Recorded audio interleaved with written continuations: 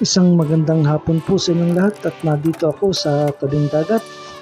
Samahan niyo akong muli at medyo magandang panahon ngayon, makulimlim at medyo malamig ang hangin. At samahan niyo ako rito at subukan ko ang aking bagong laruan. At kapag may sagwan, siyempre may bangka. Tara at subukan natin ang aking bagong laruan. Ayun siya. Tara at lapitan natin.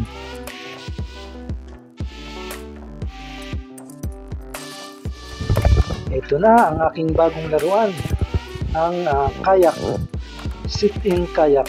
Bali, dalawang klase ang kayak at isang sit on top at ito naman ay sit-in kayak. At ito yung first time ko palang masusubukan at palagi ko naman ay madali lang.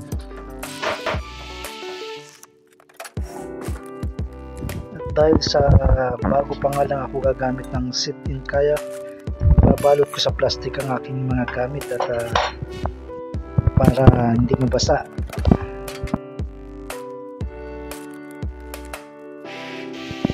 Nanood naman ako sa YouTube kung paano ang pag-exit at pag-enter at kahit paano meron akong idea.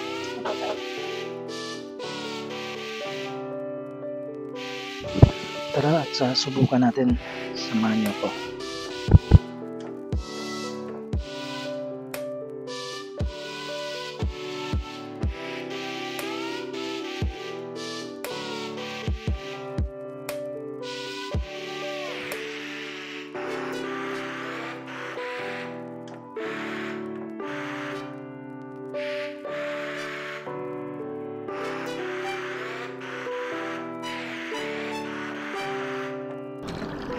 Nilagay ko yung aking plastic bag sa aking harapan at hindi makaunat ang aking paa, kaya inalis ko sa aking paanan.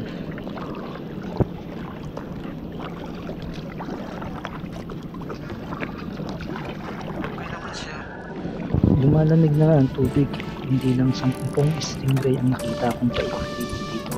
Kakasama silang lang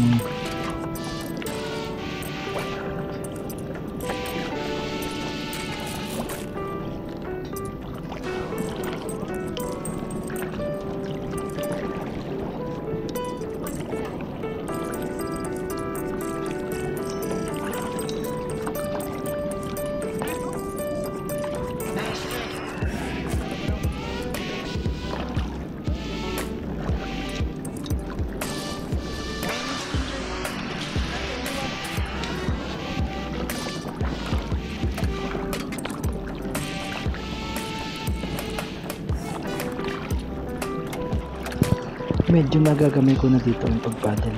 Hindi na siya ganong paliko-liko sa kaliwa kanan. Medyo napapadiretso ko ng patakbo niya.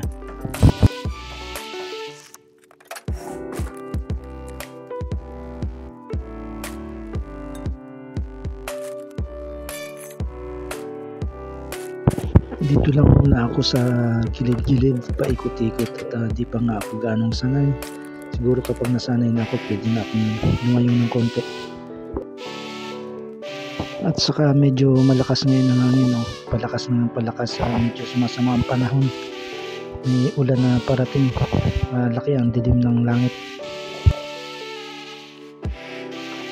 At nung medyo nasanay na ako ng konti, huminto ako ng saglit at nag-fishing naman ako. Handline fishing kasi may baon akong hipon.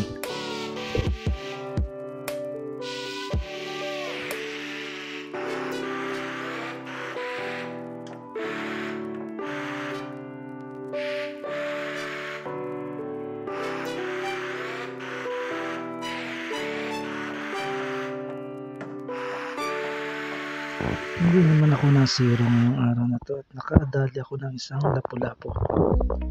Saglit lang na pag-fishing ko, nakahuli agad ako.